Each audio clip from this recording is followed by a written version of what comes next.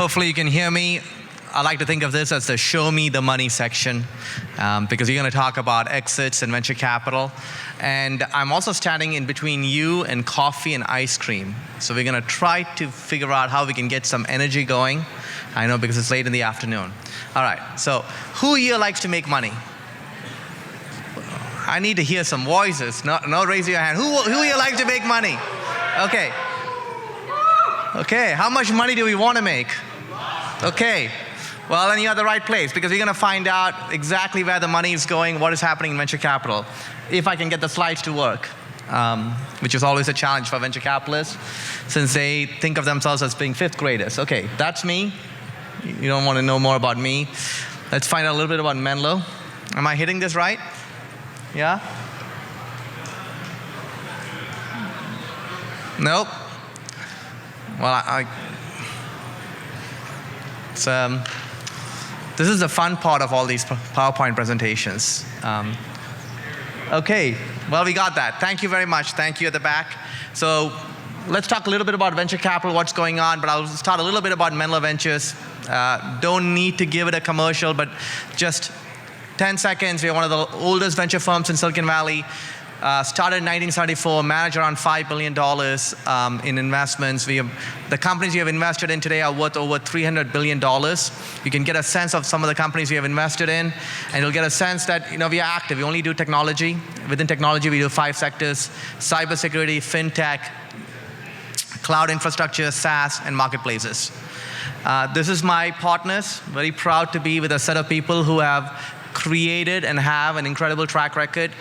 Within the 8 of us, we have invested close to $2 billion and created over $7 billion of value.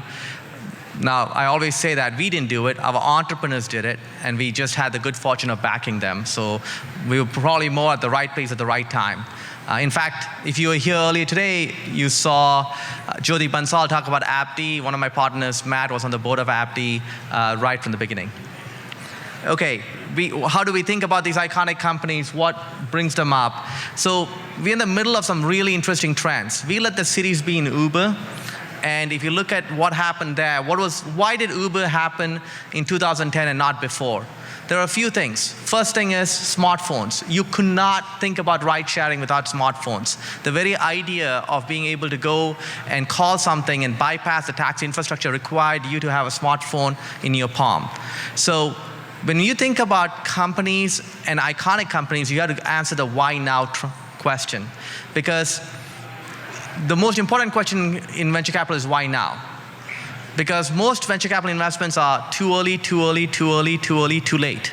And the difference between the too early and too late is some combination of things. And there's a whole bunch of things that opened up because of the smartphone that allowed us to do it. I'm not going to go through each one, but it gives you a sense, whether it's Uber, Siri, Dropcam, Roku. These are all, I picked consumer companies because they're just easier for people to relate and understand. But that gives you a sense that something happened. In Roku, it was over-the-top video. Unless you had over-the-top video, you didn't need something to do it. Dropcam was the ability to put a camera in your house, beam it, and use compression. So in consumer, there's something that happened that allowed that opportunity to exist at this point of time, but could not have happened earlier. Okay, enough about that. Let's talk about what's going on with venture capital. Who here has raised money from venture capitalists? All right, a few hands. I'm sorry you have to put up with your venture capitalists, but some of us are at least nicer than others. We'll try. But the point here, if you look at this chart and you look at how much money has been raised in venture capital, you're going to see a few trends. First of all, we've had a very strong, we're still in the up cycle. Problem is, I don't know exactly where we are in the cycle, because if I knew exactly where we were, I'd be rich instead of speaking at TiEcon, but I'm going to still try. But we know that 14, 15 were very strong years. 16, if you see the graph, took a little bit of a dent. So there's a slowdown. Now, 17 is tracking to be at the same scale as 16. And while I don't know, my belief is 17 is actually going to be slightly higher than 16. And I'll tell you why. Because you have to look at venture capital deal activity, but what you really got to understand is venture capital fundraising. Because before venture capitalists give you money, they got to raise money from somebody else. And look at the venture capital fundraising chart. See what happened? 15 and 16 are great years. In fact, outside of 2000, 15 and 16 were the best years for venture capitalists in terms of raising money. Well, they raised the money, they got to give it to somebody. You can't just keep it. And so eventually that money has got to flow back. And so my belief is that we are still going to be in a cycle where venture capital investing continues. Okay, but where is the money going? This is a show me the money sector. We got to talk about where the money is going. The number one area, if you look at this chart, and I know it's hard to read, is software. Problem is, software, I don't know what that means anymore, because everything is a software company, right? And so software could mean anything, but the point is this: where is the money not going? The money is not going into communications. Menlo made so much money in the late 90s funding telco and telco equipment companies. We do zero of that today. The money is not going to semiconductors, and the money is not going into storage hard systems. I say all of this because if you are looking to raise money, start a company, you got to know where people are willing to put money in. And they're not willing to put money in capital-intensive sectors. Now, that doesn't mean there's not opportunity there or you can't build a big company. On the contrary, the best time to be in a sector is when other people are not in it. However, you got to figure out how to raise money, because if people are not willing to raise money, you need to have some other alternate source of funding to get you started.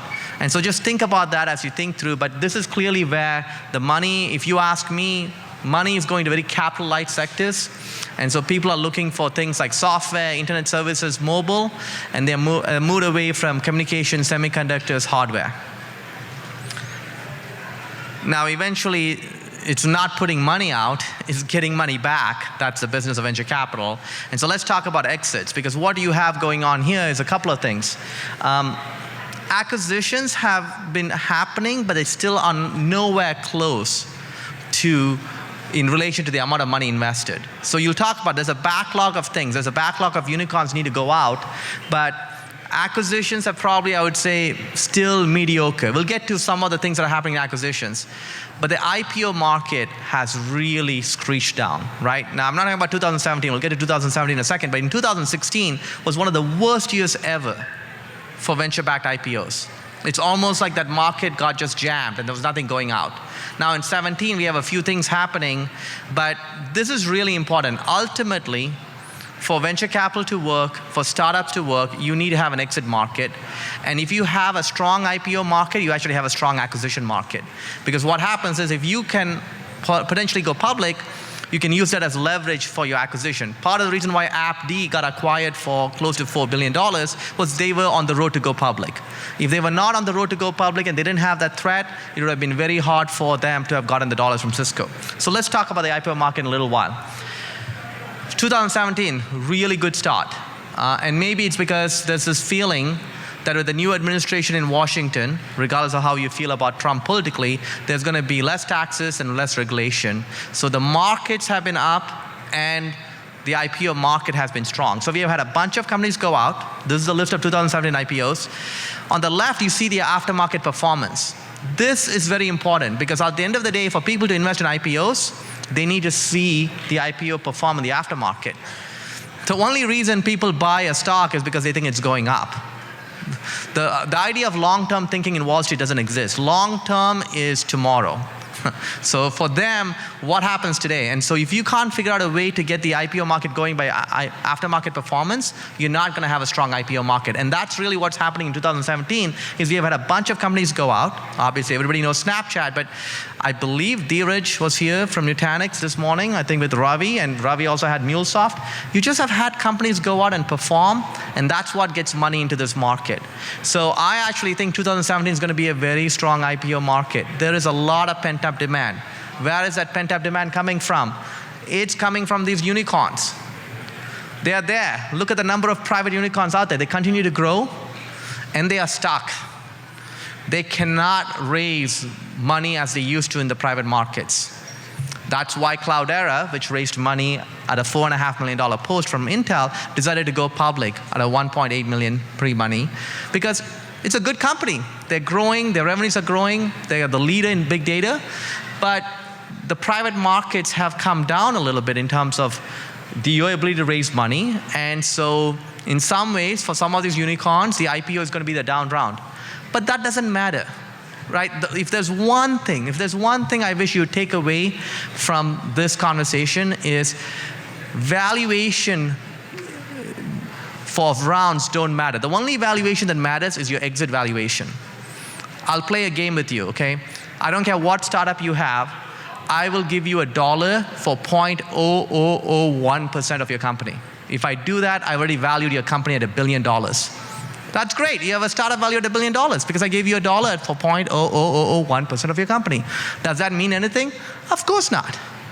It's selling 100% of your equity that matters, not a small percent of your equity.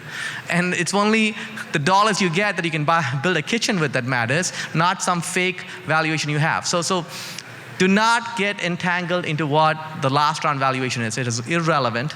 What's important is, can you build revenues? Can you build a sustainable business? Can you go out and keep building it after going public? Okay. This is my last slide because I do want to take a few questions because, again, last thing you need is me babbling out here. But there's a new set of buyers coming. So the one clear trend is software is eating the world and is eating into other verticals that people never thought about. 10 years ago, if Uber had started, they would have been a company that sold software to limo companies. They would not have become a transportation company themselves.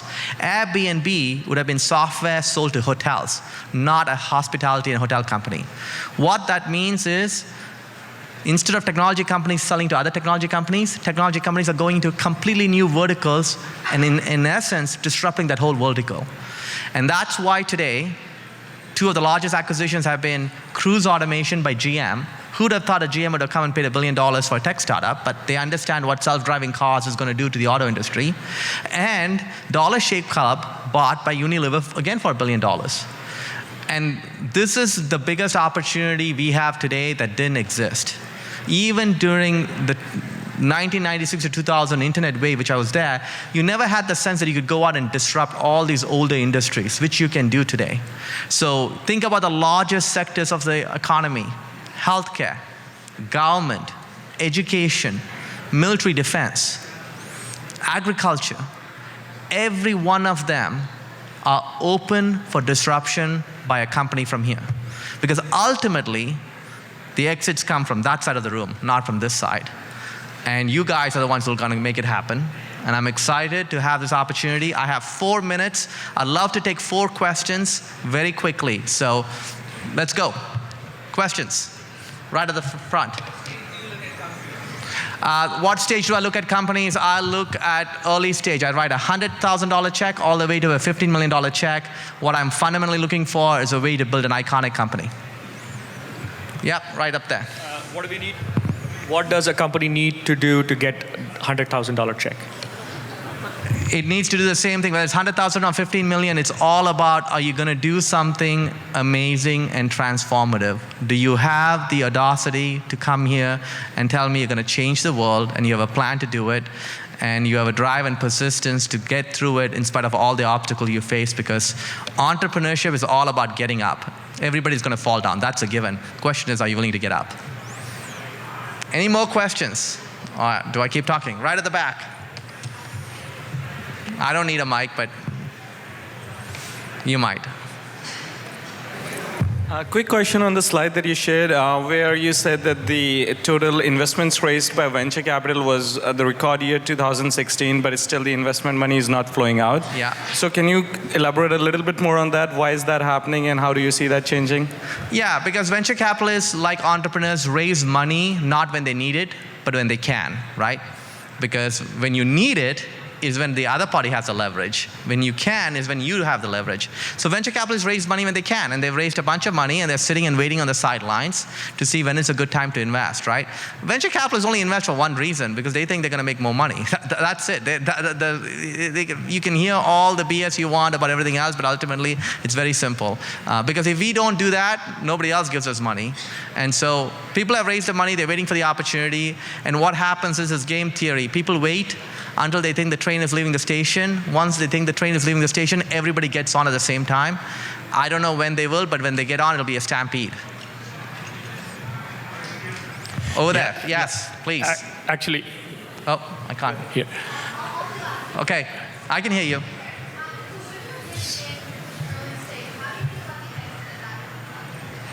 So the question is, how do I think about the exit? I never think about the exit. So exits just happen by themselves, right? So I think about how can we build a company? How can we do something that's really hard? How can we sustain it? Worrying about the exit is sort of like thinking about your prenup when you get married. It's almost like you're already going in with the wrong mindset. My favorite holding period is forever, because the best companies keep on creating value. We all could have bought Amazon in 2000 and made more money than any other venture capitalist just by holding the stock.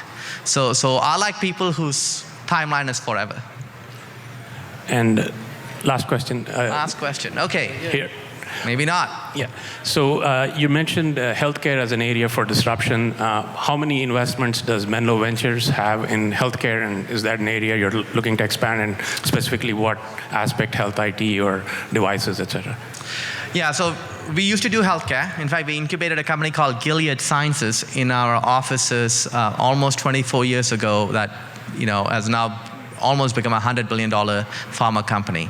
Then we stopped doing healthcare in 1995 because we just felt like it was easier to invest in technology and internet.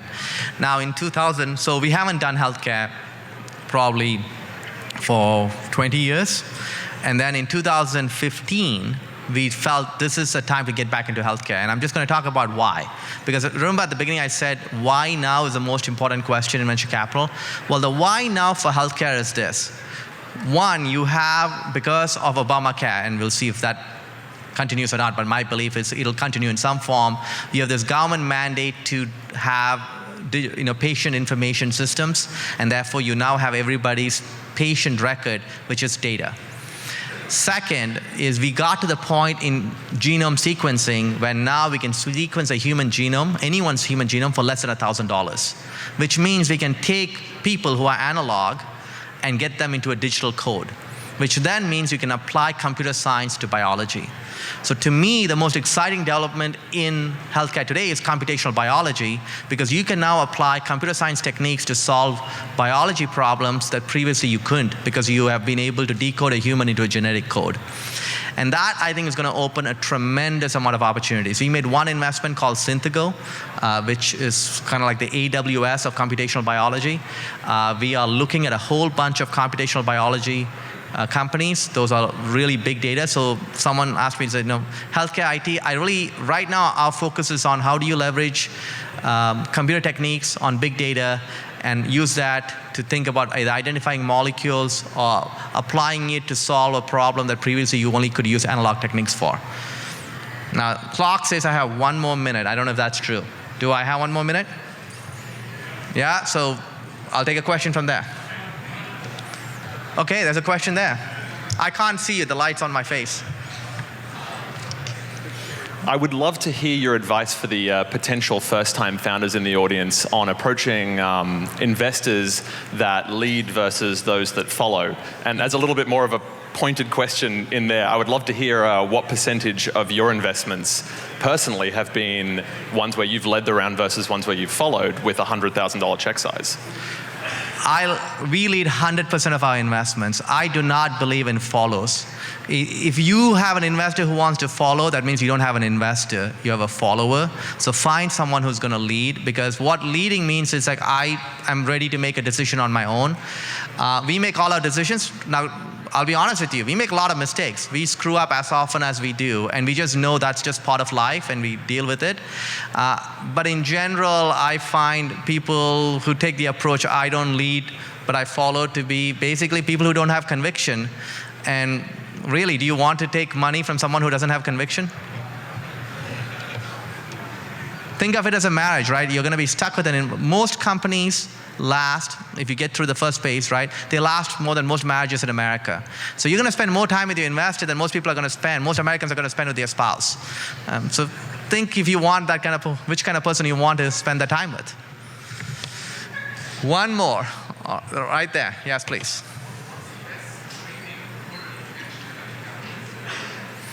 Best training for a venture capitalist. Okay, the 5 most important skills for venture capitalists are being lucky, being lucky, being lucky, being lucky, being lucky. If you can get those, you are in great place.